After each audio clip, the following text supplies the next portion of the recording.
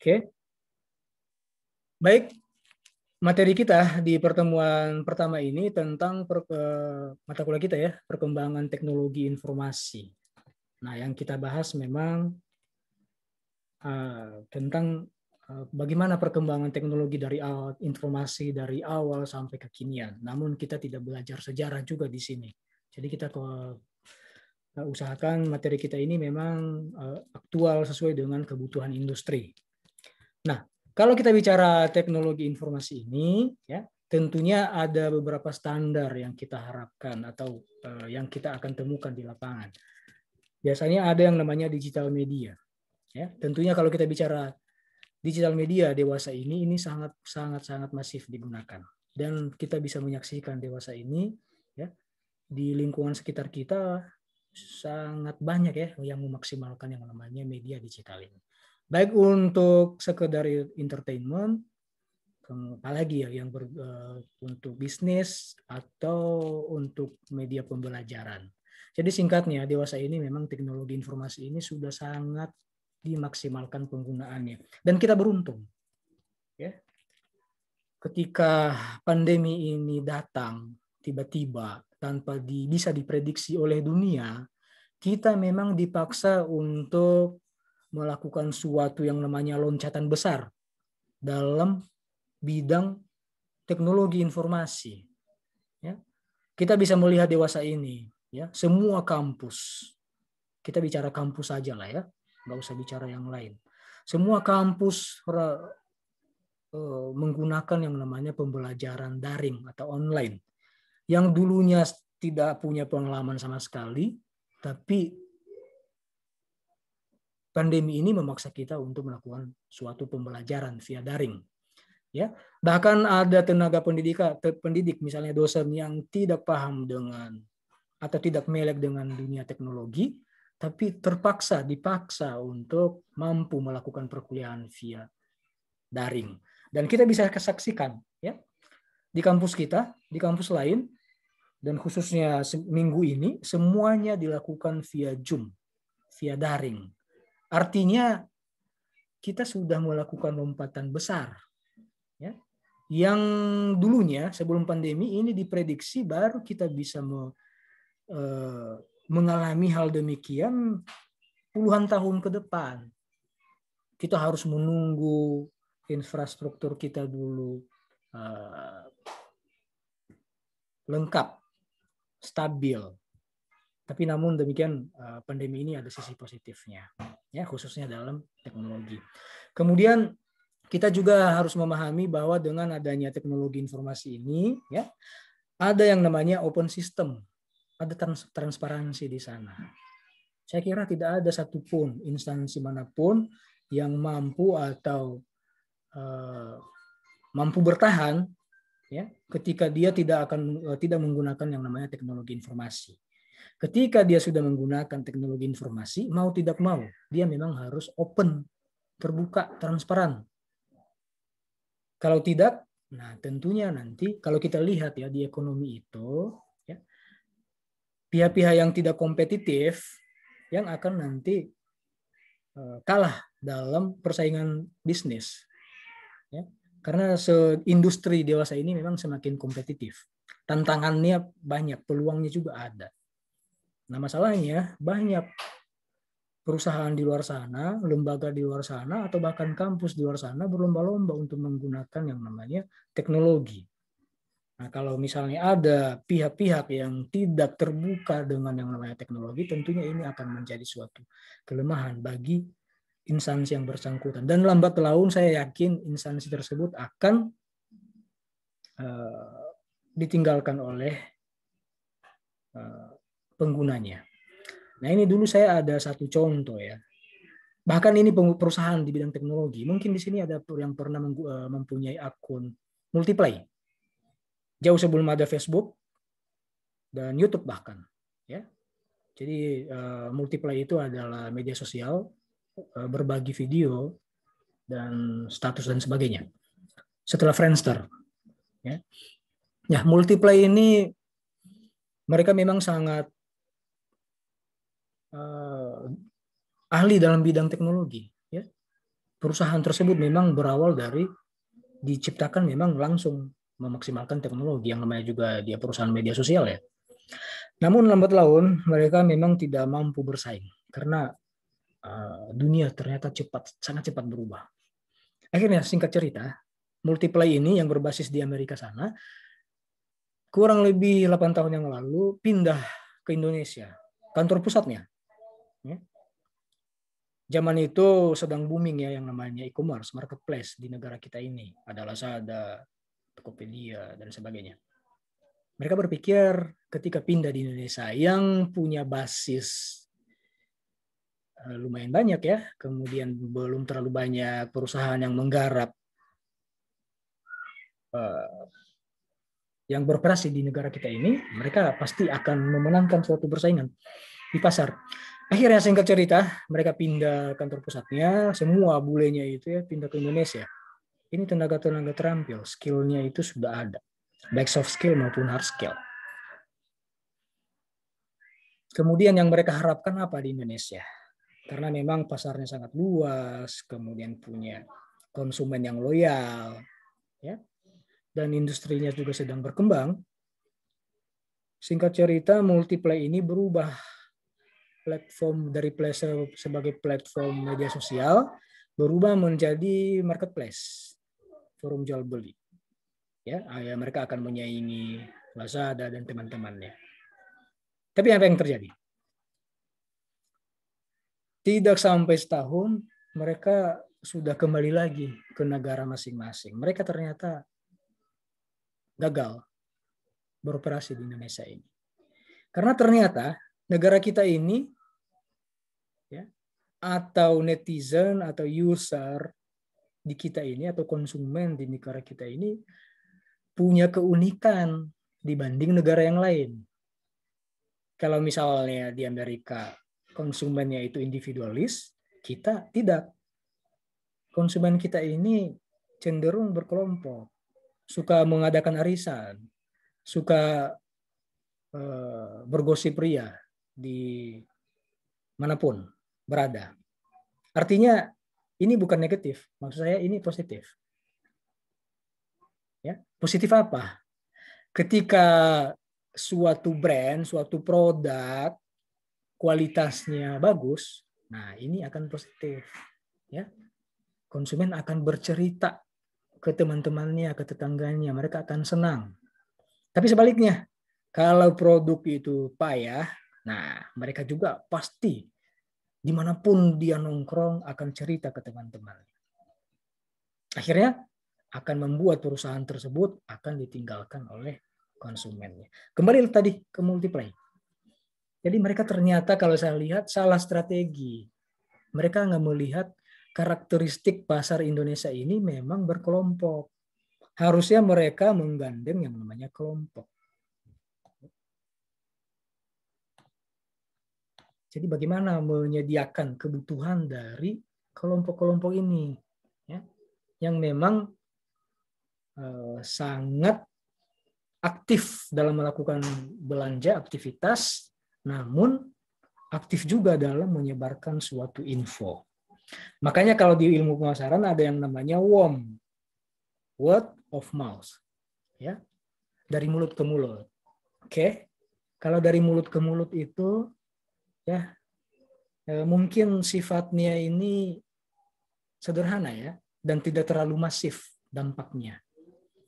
Tapi kalau kita sudah menggunakan atau konsumen kita sudah masuk ke dalam yang namanya EWOM, electronic word of mouth, ya, dia itu bergosip ria itu bukan menggunakan cara-cara konvensional lagi, tapi sudah memanfaatkan media digital. Apakah di media sosial, di blog, di YouTube, atau di channel apapun. Yang jelas dia masih digital. Nah ini yang berbahaya. Orang akan share, reshare lagi, di forward, dan sebagainya. Akhirnya ketika satu isu saja muncul dan jadi viral, nah ini celaka buat perusahaan yang bersangkutan. Ada misalnya pengalaman ya, ada warung misalnya yang difitnah, ya, melakukan aktivitas atau menjual yang tidak boleh dijual, kemudian viral di internet, namun itu hoax. Nah, itu kan mereka bisa bangkrut seketika. Nah, itulah dampak dari digital. Ya, dewasa ini. Dan kita juga harus memahami itu. Ini kemudian. Ya. Oke, yang ada suaranya silahkan di-mute ya. Mutia, Erisa. Kemudian sekarang sudah serba menggunakan barcode. Ya. Kalau di warung-warung sekalipun ya dimanapun ya kita sekarang sudah kaget lagi ya. Di Jakarta, di kota-kota besar. Kalau di daerah masih belum. Ini semuanya bisa diwujudkan karena apa? Karena ada tadi teknologi informasi, kemudian smart card dan sebagainya. Ya, jadi ini standar-standar yang kita gunakan dewasa ini. Berikutnya, ini juga ada yang namanya high definition television. Ya, ini juga sudah standar ya dewasa ini. Kemudian ada electronic data interchange, kemudian document representation, ada HTML, ya, coding dan sebagainya. Ya. Nah, kalau di mata kuliah Sistem Informasi Manajemen, kita akan membahas juga yang namanya HTML ini. Ya, bagaimana membuat web, bagaimana memaksimalkan web, media sosial, dan sebagainya. Nanti kita usahakan juga di materi kita, ya di tugas kelompok khususnya, kita akan buat tugas-tugas itu agar kita bisa mengenal yang namanya teknologi. Saya yakin kita sudah sangat-sangat menguasai teknologi dewasa ini. Semua di sini sudah sangat menguasai teknologi. Mungkin saja kita tidak memaksimalkan penggunaan teknologi dalam aktivitas kita. Apalagi kalau bicara mendatangkan suatu benefit dari teknologi itu. Dan kita harus memahami juga bahwa teknologi ini ternyata bukan hanya domain pihak tertentu, kalangan akademisi atau kaum terpelajar. Ini juga sudah sampai ke seluruh ya, ke semua elemen di masyarakat. Ada ibu-ibu rumah tangga misalnya bisa melakukan acara live di Facebook dengan ratusan bahkan ribuan audiens. Ya, dia akan menjual produknya dari kamar atau ruangan masing-masing.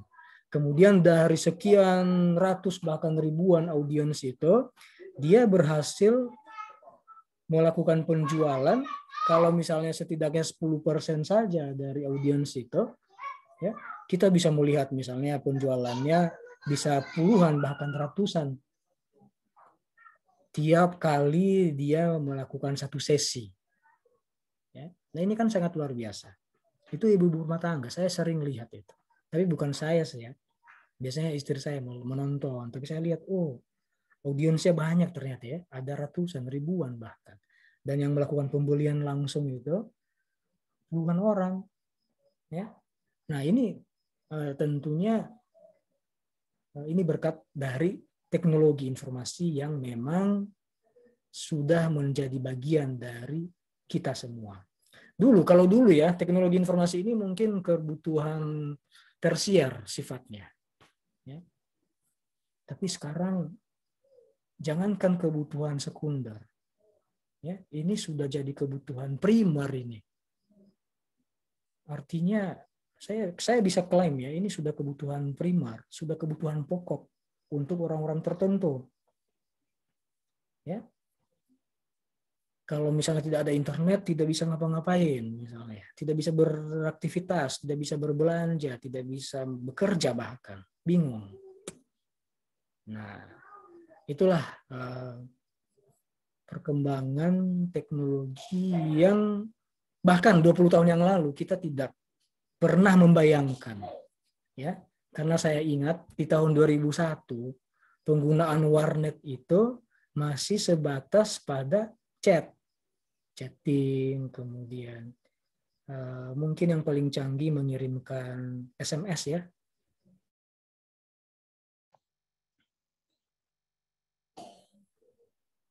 Baik, saya lanjutkan ya. Tadi saya sempat disconnect. Namun sebentar saya akan screenshot dulu untuk absensi kita. Oke, silahkan ditunggu.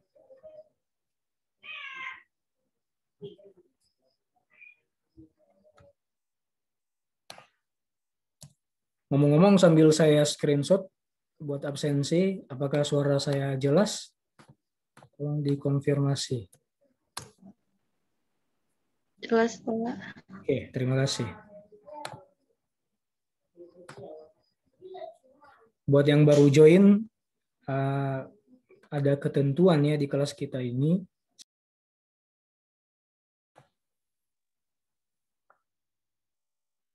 Baik, saya lanjutkan lagi ya. Karena tadi ya berhubung saya disconnect, kurang stabil jaringannya. Jadi untuk yang baru join, silahkan ya, ini ada ketentuan di kelas kita ini khususnya. Jadi memang wajib untuk menampilkan video masing-masing. Agar saya juga bisa semangat ya dalam melakukan perkuliahan. Saya kira juga teman-teman yang lain, kalau semua nggak ada videonya, saya berpikir nggak ada orang lagi, jong semuanya. Suaranya nggak ada, Pak. Oke. Suara saya sudah ada sekarang? Sudah ada belum? Ada, Pak. Oke, jadi intinya ada beberapa ya inti dari teknologi informasi ini. Pertama, multimedia. Ini saya kira sudah sangat masif digunakan dewasa ini ya. Kita bisa melihat sekarang siapapun bisa menjadi seorang YouTuber, bisa menjadi siapapun yang dia inginkan. Kemudian tentunya dia ini real time sifatnya. Oke, ada yang chat lagi. Ini kenapa suara saya? Oke, silahkan. Dari Mahesa. Ya, dia juga sifatnya real time, computing. Kemudian knowledge system, ya tentunya ini juga ya inti dari teknologi informasi. Kemudian dia memang sudah advance ya telekomunikasinya dan jaringannya, networknya. Kita bisa melihat misalnya dulu ya dalam puluhan tahun yang lalu ada yang namanya komputer dalam bentuk tabung bertonton beratnya bahkan. Kemudian masing-masing komputer itu bekerja sendiri-sendiri. Nah kini komputer ini saling terhubung menggunakan jaringan. Nah di jaringan ini memang ada banyak ya elemen yang ada di sana yang memungkinkan kita terhubung dalam satu jaringan. Nah kita bisa melihat dewasa ini kalau kita bicara perkembangan di dunia bahkan ya, ini sudah sangat luar biasa. Bahkan di awal perkuliahan saya di kelas yang lain, saya pernah memulainya seperti ini. Ya, saya bertanya ke kelas, kira-kira menurut kalian dunia ini bulat atau lonjong? Nah, atau datar? Nah, banyak yang mengatakan bumi ini bulat. Nah, argumen itu apakah salah? Benar. Meskipun ada juga teori bumi datar ya. Ada sebagian yang percaya bahwa bumi ini datar. Tapi itu oke lah. Itu masih bisa diperdebatkan. Kemudian apakah bumi ini juga datar? Nah, ini yang jadi perdebatan. Saya salah satu pihak yang percaya bahwa bumi ini sudah datar. Ya. Ingat, sudah datar. Artinya sebelumnya bulat, tapi kini sudah datar. Nah, kok bisa? Nah, dalam konteks teknologi informasi saya bicara. Bumi secara fisik memang masih bulat, sesuai di map ya, yang kita pahami ya, dari SD sampai sekarang. Seperti itu doktrinnya. Tapi kalau kita bicara teknologi informasi, bumi itu memang benar-benar sudah datar. Datar di sini artinya memang dia nggak kemana-mana kok, nggak berubah. Bentuk fisiknya itu, wujudnya itu masih bulat. Tapi dalam konteks teknologi informasi dia sudah datar. Kenapa dia dikatakan datar? Nah, begini ceritanya. Ya. Dulu kalau kita ingin mengakses informasi, kan susah ya. Dari belahan dunia lain, susah. Berhari-hari bahkan berminggu-minggu. Kini sudah real time. Ya. Kemudian ketika kita ingin berbelanja, bahkan berjualan, kalau dulu mungkin hanya di wilayah kita saja, bicara regional. Sekarang sudah di ujung bumi manapun, kita bisa jualan. Detik ini pun, kita bisa berkomunikasi dengan siapapun di negara lain. Tanpa ada yang namanya batas-batas wilayah, sekat-sekat. Batasan geografis, lautan, samudra bahkan. Nggak ada batasan itu lagi. Makanya sekarang dunia sudah datar. Nggak ada batasan pemerintahan juga. Kita bisa ya melakukan aktivitas dimanapun. Dewasa ini, detik ini. Kita bisa berjalan-jalan. Tentunya secara virtual. Di belahan dunia manapun.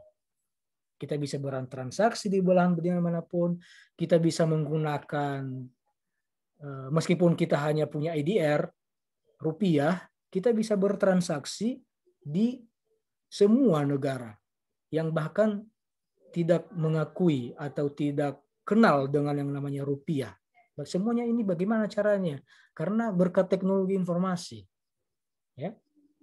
Anda misalnya berjualan menggunakan rupiah, tapi yang orang pembelinya ini menggunakan mata uang dari negara-negara Afrika misalnya. Kalau dulu kan hampir mustahil ya terjadi. Kalaupun bisa, ini agak rumit. Tapi sekarang sudah bisa, dimungkinkan, sangat dimungkinkan. Bahkan ketika Anda baru lahir ya, tidak punya identitas sama sekali. Sama sekali tidak punya identitas. Seseorang bisa mengirimkan uang ke Anda. Ya. Misalnya ada ponakan Anda atau anak Anda sendiri lah, lahir hari ini. Kemudian ada yang mengirimkan uang ke dia gitu, atas namanya dia nanti kelak. Bisa, dimungkinkan. Bagaimana caranya? Sederhana juga sebenarnya. Ya. Caranya bagaimana? Nah, pertanyaannya seperti itu ya. Yang mengirimkan uang itu menggunakan media yang namanya PayPal, paypal.com. Oke, di paypal.com itu ada fitur yang boleh mengirimkan sejumlah uang ke seseorang, hanya butuh yang namanya email, alamat email. Oke, pertanyaannya, alamat bayi tadi nggak ada emailnya. Email dia belum punya email, nggak apa-apa. Emailnya dibuat asal-asalan saja dulu.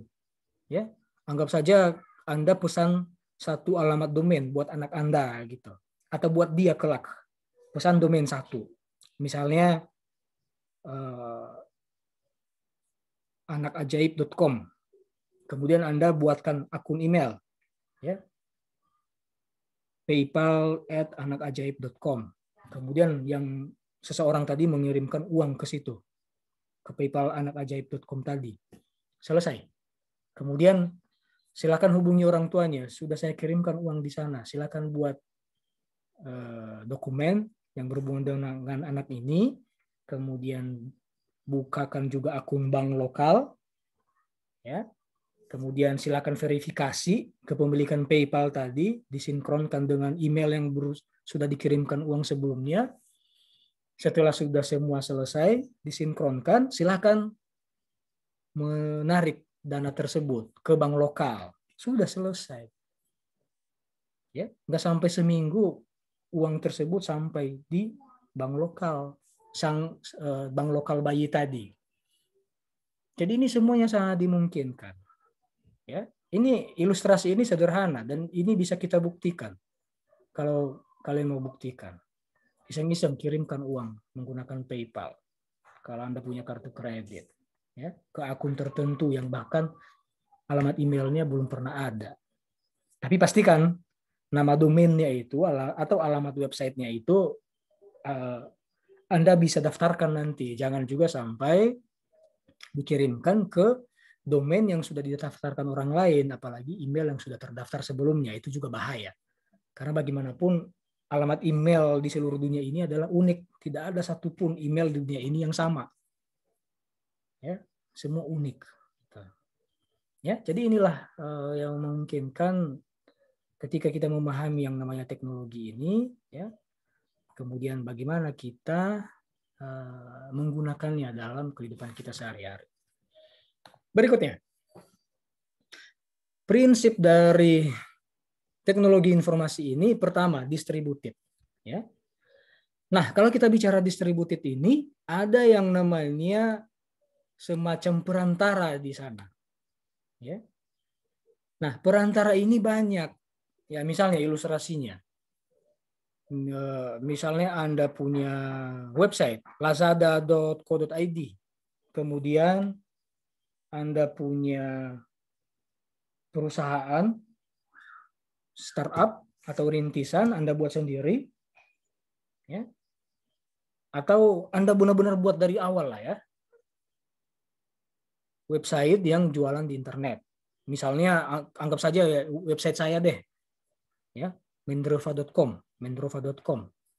Kemudian saya menerima pembayaran menggunakan kartu kredit BNI, BCA, dan sebagainya. Tapi saya berkeinginan agar pembayaran itu secara real time di website saya. Nah, sekarang bagaimana caranya agar bisa real time? Saya kan tidak punya akses dengan BCA. Saya kan baru websitenya, nggak dikenal juga reputasinya. Bagaimana caranya? Caranya adalah menggunakan pihak ketiga. Ya, pihak ketiga itu bisa misalnya perusahaan apapun ya. Di Indonesia ini banyak perusahaan yang menjadi media, ya, perantara dari pembayaran ini, payment gateway ini. Misalnya yang saya kenal di Indonesia ini, kalian bisa cek nanti, ada atas nama Doku perusahaannya. Jadi Doku ini perantara antar marketplace dengan bank. Ya, dia ada di tengah-tengah. Nah, ketika di Doku ini, ya, Anda perlu yang namanya API. Ya. API ini berbasis data angka-angka. Ya, kita akan selipkan atau sisipkan di website kita. Kemudian dari sisi payment gateway tadi, nanti dari payment gateway juga akan disinkronisasi di bank. Akhirnya ketika konsumen melakukan suatu aktivitas transaksi di website saya, misalnya mendrova.com, ini semuanya dimungkinkan. Langsung statusnya terbayar. Tinggal nanti kita proses. Ya. Baik, saya lihat ini tinggal beberapa detik ya. Zoom kita ini. Nah, ini saya end dulu ya. Dan kemudian silakan langsung join kembali karena kita akan melanjutkan materi kita. Terima kasih.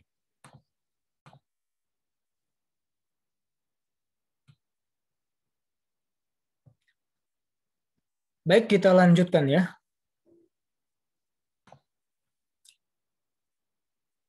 Baik, jadi sebagaimana yang kita pahami ya, bahwa teknologi informasi ini punya prinsip dasar. Pertama, distributed.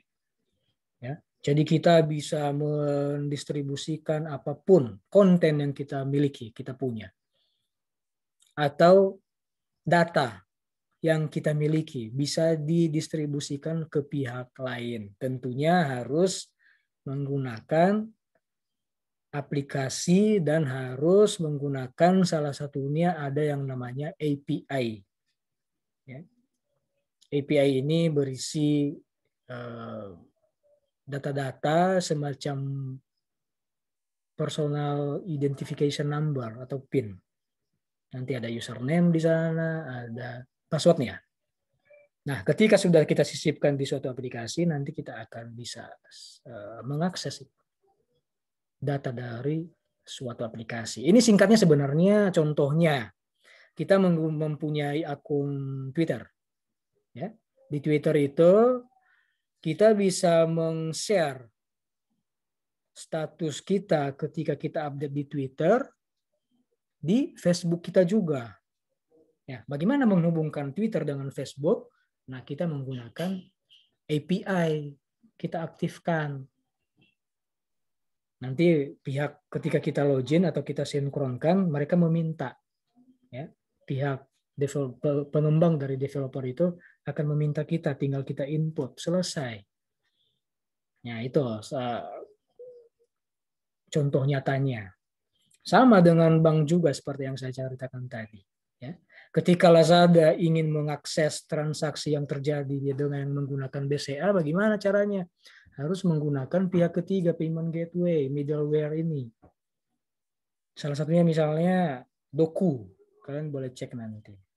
Ya. Bahkan misalnya saldo GoPay atau saldo Dana ya, aplikasi itu bisa juga dilakukan.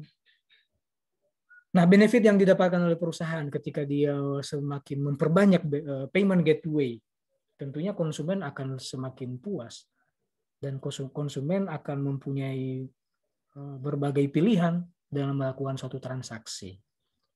Akhirnya, ujung-ujungnya nanti konsumen akan semakin loyal, akan susah bagi konsumen untuk berpaling ke pesaing karena mereka sudah terlalu nyaman dan memang sudah terlalu terikat dengan fitur-fitur yang kita sudah sediakan buat mereka. Kemudian poin kedua, prinsip dari teknologi informasi ini memang ada di mana-mana, ya, ubiquitous. Ya. Karena dia ada di mana-mana bukan berarti semacam karena ini memang namanya juga dunia semua komputer tadi sudah saling terhubung. Ya, ketika kita punya informasi di komputer A, B, C dan sebagainya, ini kan saling bisa share informasinya. Makanya dewasa ini memang kita bahkan presiden kita sendiri ya Jokowi ya selalu mengatakan kita harus memaksimalkan yang namanya big data. Ya, apa itu big data? Ini semua informasi konten sangat banyak. Tapi bagaimana memanfaatkan konten ini?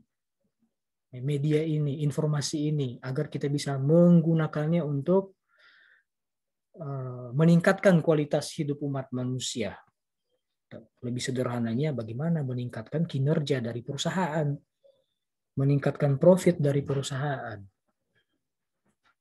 Tentunya kita juga harus memperhatikan sisi negatif dari teknologi informasi. Nah, ini nanti akan kita bahas di sesi-sesi berikutnya. Jadi ini sebenarnya materi kita di chapter pertama dan kedua ini, karena ini kita langsung 2 sesi ya, kita memang membahas perkembangan teknologi informasi itu secara sekilas. Ya, dari awal sampai akhir dan bagaimana ke depan. Seperti apa gambaran teknologi informasi. Nah itu. Berikutnya. Prinsip teknologi informasi yang ketiga adalah reliable. Ya. Minim toleransi untuk suatu kesalahan. Ya. Tidak boleh ada yang namanya kesalahan sedikit pun. Itu prinsip dari teknologi informasi. Ketika ada suatu kesalahan, celah atau bugs, ya, celah keamanan. Nah ini jadi malapetaka bagi suatu sistem, bagi suatu usaha, dan sebagainya. Mungkin kalian masih ingat ada dulu yang namanya virus ya, yang sangat ganas. Ya. Ketika virus itu menggerogoti semua PC di dunia ini, dunia medis kelabakan bahkan. Ini kayak virus corona itu dulu. Saya lupa lagi nama virus itu. Agak susah diberantas. Tapi syukurnya tidak sampai tahunan sudah ada yang menemukan cara menjinakkan virus tersebut. Nah, semoga virus corona juga nanti ada yang menjinakkannya, ya. Karena virus di PC itu ini juga sangat luar biasa, bisa membuat suatu negara perang hanya gara-gara virus. Bisa membuat suatu perusahaan bangkrut. Bahkan dalam kehidupan kita sehari-hari bisa membuat kita itu mengalami suatu masalah kalau ada yang namanya virus. Ya, makanya memang toleransi untuk teknologi informasi ini nol. Toleransinya tidak boleh ada kesalahan. Ya. Saya pernah membuat website berbasis content management system open source menggunakan WordPress. Ya.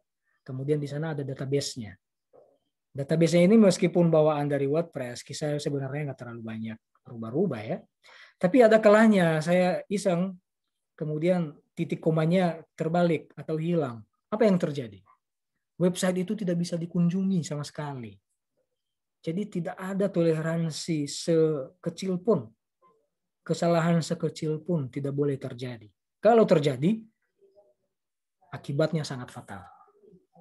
Nah, bagaimana memastikan agar kesalahan-kesalahan kecil ini tidak terjadi? Tentunya membutuhkan pengawasan, ya, sistem, dan sumber daya yang memang benar-benar bisa diandalkan, reliable. Ya. Kemudian secure, ya, prinsip keempat. Ya. Lalu lintas data kita ini, ya, bahkan kita sedang berada di jaringan, siapa yang memastikan aktivitas kita ini tidak ada yang di luar kita ini yang 25 orang ya sedang join di Zoom. Bisa saja ada pihak lain yang sedang mengakses pembicaraan kita di sini atau data kita di sini. Ketika Anda terhubung dengan yang namanya smartphone Anda masing-masing, yang sebagian besar Anda menggunakan sistem operasi Android, dan Android kita sudah tahu bahwa dimiliki oleh Google, ya, artinya data pribadi kita, kebiasaan kita dalam berinteraksi, ya, kita sering mengakses konten apa, semuanya sudah terekam dan bisa dimanfaatkan kapan saja oleh Google. Salah satunya misalnya dalam hal iklan, karena Google itu pemasukannya memang diandalkan dari Google AdSense, Google AdWords, dari iklan. Makanya misalnya ketika si A mengakses kata kunci pendidikan, yang muncul berbeda dengan si B, meskipun dia menggunakan kata kunci pendidikan juga, yang muncul di browsernya, kan berbeda itu. Kemudian iklan yang muncul juga pasti berbeda. Ini kenapa? Karena sistem sudah mencatat kebiasaan masing-masing. Kalau si A misalnya senangnya mengakses konten dewasa, artinya nanti yang direkomendasikan, iklan yang direkomendasikan, konten yang masuk di mesin pencari itu biasanya juga diselipkan ada konten dewasa. Kalau si B misalnya mengakses konten yang berhubungan dengan pendidikan, biasanya nanti dia akan diberikan referensi juga yang berhubungan dengan pendidikan, termasuk iklannya juga, dan seterusnya. Jadi kita semua, aktivitas kita sudah terekam. Ya. Nah, bagaimana memastikan kita aman dalam jaringan? Nah, ini tantangan buat kita semua. Ya. Salah satu hal yang sepele misalnya kita bisa lakukan, silakan membersihkan cookies masing-masing kita itu, browser kita, ya, atau kita mengakses menggunakan VPN misalnya, ya, atau jejak digital kita itu kita hilangkan. Banyak cara, ya, banyak cara untuk mencegahnya. Kemudian data-data sensitif kita itu jangan kita umbar, ya. Biasakan tempat lahir, tanggal lahir, domisili jangan pernah di-share di media sosial manapun, karena ini awal ketika kita nanti ingin dimata-matai oleh pihak luar. Atau Anda punya tiket, ya, kan ada barcode-nya itu, ya silakan dihanguskan tiketnya. Ketika Anda misalnya ingin mengupdate status sosial Anda di medsos, kemudian Anda foto tiket Anda secara menyeluruh yang di sana ada barcode-nya, nah ini berbahaya, silakan di-blur. Itu dibiasakan. Itu salah satu mencegah agar kita tidak atau kita terhindar dari suatu ancaman yang kita tidak inginkan. Kita pastikan secure. Berikutnya, prinsip dari teknologi informasi ada yang namanya multi-service. Tentunya semakin ke sini, ya, semakin besar bandwidth yang dibutuhkan. ya, jaringan juga seperti itu. Ya. Prinsip yang lain, kita pastikan teknologi informasi itu gampang digunakan. Dan memang ini harus. Ya. Meskipun kita lihat ya, kalau kita bisa melihat, ya, banyak marketplace atau e-commerce atau apapun, aplikasi apapun, ini kan sangat user friendly. Ya. Dashboardnya itu sangat sederhana. Ya kan?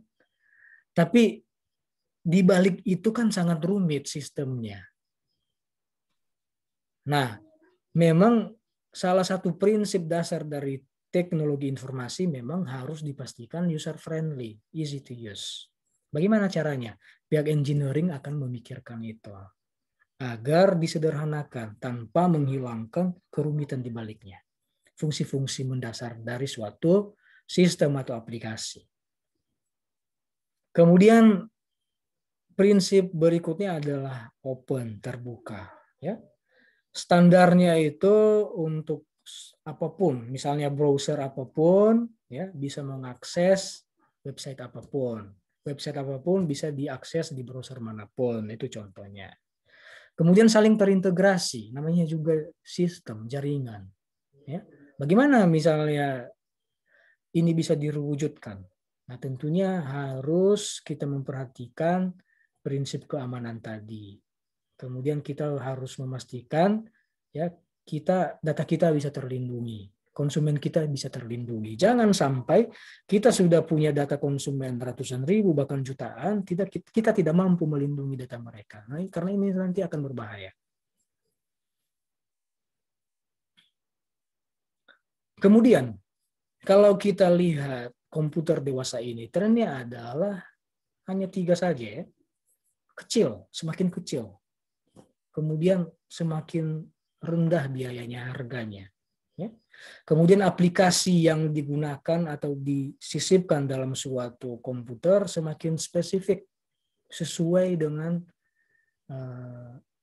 tujuan suatu aplikasi dibuat atau suatu komputer dibuat. Ya. Kenapa? Karena ini ada hubungannya dengan penggunaan atau pemaksimalan dari suatu komputer. Ya.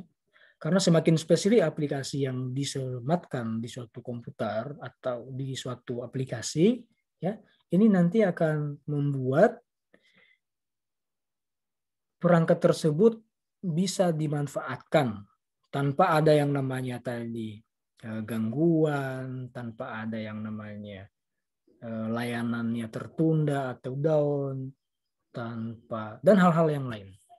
Ya, yang ini nanti akan kita bahas juga di sesi-sesi kita berikutnya. Kemudian dewasa ini, ya, kalau kita lihat sekarang kan sudah teknologi 4.0 ya. Memang tren konten dewasa ini semakin banyak memang multimedia. Ya, saya kira banyak dewasa ini yang sudah memaksimalkan yang namanya model multimedia ini dan interaktif. Bukan hanya satu arah. Jadi sudah 2 arah. Bahkan kalau kita lihat dewasa ini dalam contoh nyata dalam perusahaan, memang perusahaan yang tidak menyediakan suatu channel atau suatu media interaktif, kita bisa pastikan perusahaan tersebut nanti akan lambat laun ditinggalkan oleh konsumen atau hubungan perusahaan dengan konsumen itu tidak intim. Sementara kita tahu dewasa ini perusahaan itu diharapkan mampu intim dengan pelanggan. Ketika perusahaan intim dengan pelanggan, dia akan mampu mengetahui apa sih kira-kira kebutuhan dari pelanggan. Kira-kira ekspektasi dari pelanggan kami ini seperti apa. Nah, kita bisa menilai dari sini. Atau kira-kira masukan dari pelanggan itu seperti apa. Bahkan kita bisa perluas lagi. Ini ada efek marketingnya ketika ada interaksi atau interaktif dengan konsumen. Karena dengan kita pun menyediakan ini, konsumen akan semakin sadar atau tidak sadar akan membantu kita dalam memasarkan sesuatu produk atau informasi, menyebarkan informasi yang kita ingin kita sampaikan ke audiens. Ya. Nah, kita bisa bandingkan kalau kita masih menggunakan cara-cara konvensional, paradigma lama, tentunya kita tidak akan mampu melakukan suatu kompetisi dengan pihak lain yang memang sudah memaksimalkan yang namanya teknologi informasi ini. Nah, itu. Kemudian, tentunya kita juga harus memahami ya, kira-kira apa sih yang diinginkan audiens atau netizen atau konsumen di online. Kan banyak itu. Ya. Kita bisa melihat di sini di materi kita ini saya sudah berikan poin. Ya. Pertama, live personal communication. Ya. Jadi memang semakin banyak orang sekarang membutuhkan interaksi secara langsung. Ya. Menggunakan media sosial atau media apapun. Termasuk kalau kita bicara pendekatannya perusahaan. Ya, semakin dekat dengan konsumen menggunakan media-media digital. Kemudian information retrieval, ya, akhirnya nanti muncul yang namanya kepo. Istilah kepo itu kan singkatan Inggris ya, knowing every particular object. Jadi banyak konsumen, netizen dewasa ini semakin kekepoannya itu tinggi, dan ini semakin dipermudah dengan adanya teknologi informasi. Karena ingat, di belahan dunia manapun kita bisa mampu mengakses suatu informasi, ya. Jadi tidak ada yang ditutupi sekarang. Termasuk informasi sensitif bagi perusahaan, termasuk misalnya ulasan dari suatu usaha atau produk, apakah dia dalam bentuk barang ataupun jasa. Kita bisa kepoin semuanya, karena memang kita sudah punya media untuk itu. Ya. Nah, bagaimana kita bisa bayangkan perusahaan yang tidak terbuka, tidak menggunakan media sosial, tidak menggunakan teknologi, tidak transparan, tidak terbuka, ya, tidak menyediakan fitur-fitur yang dibutuhkan oleh konsumen. Bagaimana nanti ke depannya perusahaan tersebut? Kita juga, kalau kita menutup diri dengan perkembangan teknologi informasi ini, bagaimana ke depan kehidupan kita? Tentunya kita tidak akan bisa berkompetisi secara maksimal kalau kita tidak menyadari ini. Ya. Jadi ternyata kepo ini ada manfaatnya. Ya. Dalam konteks bisnis dewasa ini kita harus memahami bahwa audiens konsumen itu memang tingkat keingintahuannya itu tinggi sekali. Sadar tidak sadar, karena memang sudah semuanya serba dipermudah. Ya. Karena dia kepo, akhirnya kita memanfaatkan kekepoan itu untuk meningkatkan kinerja kita secara individu, apalagi kinerja dari perusahaan. Kalau kita bicara kita sebagai pemimpin dalam perusahaan tersebut, kita harus memahami ini. Kepo itu meskipun negatif sifatnya, tapi konteks perusahaan ini kita harus, ini yang kita inginkan. Ya. Ini yang kita akan maksimalkan bagi perusahaan. Nah, tentunya ketika audiens, ya, audiens di sini artinya konsumen ya, atau semua stakeholder yang berkepentingan dengan perusahaan kita ini, saya buat satu kata aja audiens ya. Jadi ketika audiens ini keponya ini sangat tinggi, kita harus pahami ini, harus menyadari, kita harus menyediakan apa yang mereka inginkan. Bagaimana caranya? Kita harus melakukan suatu riset. Ya.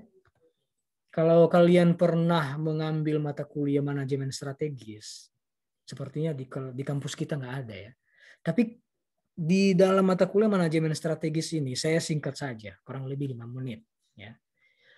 Ketika kita ingin membuat suatu strategi agar sukses, ya, penjualan misalnya meningkat, omset perusahaan kita meningkat, ini kita tidak bisa menekan tim kita begitu saja.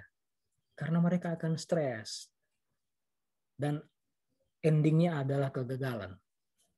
Ya. Jadi kita harus memahami ketika kita mau menekan tim bukan seperti itu. Kita harus dari hulu ke hilir gitu. Dari hulu itu apa maksudnya?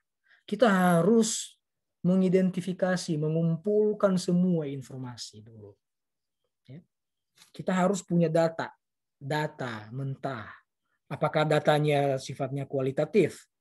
Kualitatif seperti persepsi, ya, observasi, wawancara, begitu. Atau data kuantitatif yang angka-angka, matematika gitu. Time series dari tahun ke tahun. Ya, laporan penjualan berapa? Keinginan konsumen seperti apa? Ya, harga sekian apakah mahal atau tidak? Kita semua harus punya data itu.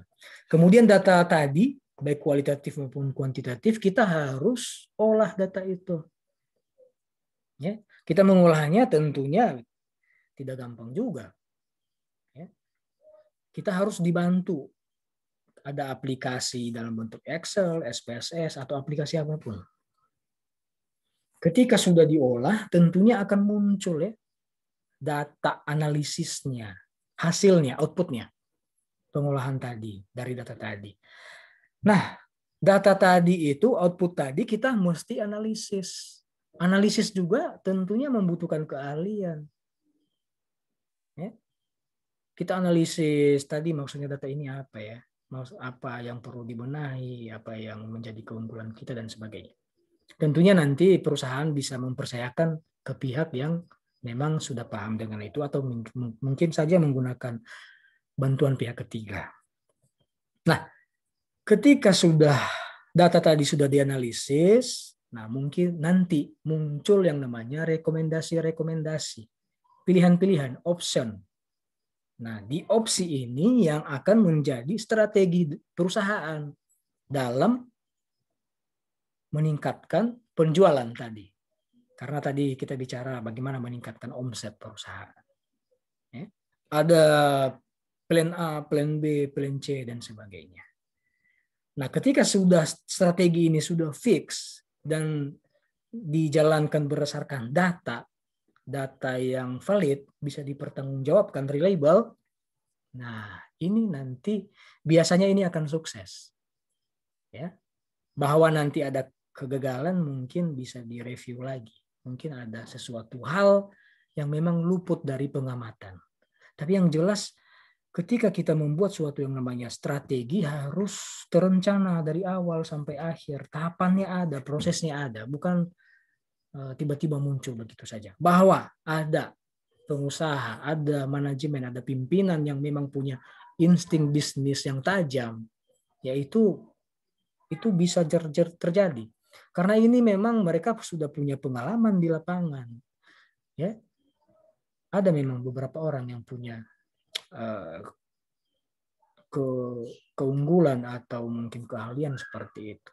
Tapi yang jelas secara umum memang ketika kita melakukan suatu tindakan yang berhubungan dengan perusahaan yang sangat fatal bagi perusahaan, kita memang perlu melakukan suatu riset agar strategi-strategi kita itu bukan hanya sekedar asumsi. Ya. Nanti kekepoan audiens tadi bisa kita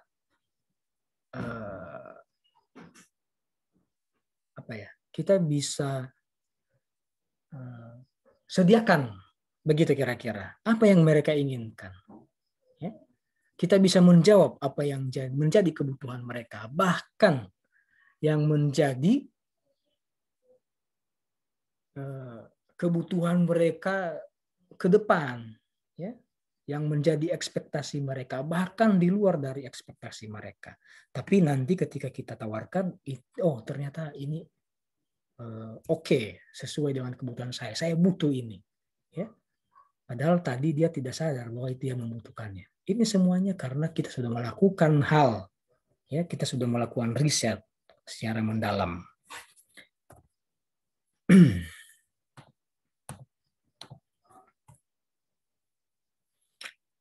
Kemudian, terakhir dari materi kita ini, ya, ini kita semua di sini, saya kira, ya, kita ada 26 orang ya di sini ya. Semoga bisa dengar saya semua yang 26 orang ini. Ya. Jadi setiap individu dimanapun di dunia ini ya butuh yang namanya network security dalam konteks sistem informasi ya atau teknologi informasi. Ya. Jaringan yang aman, saluran distribusi yang aman. Ini jelas ini. Keamanan itu penting. Ya.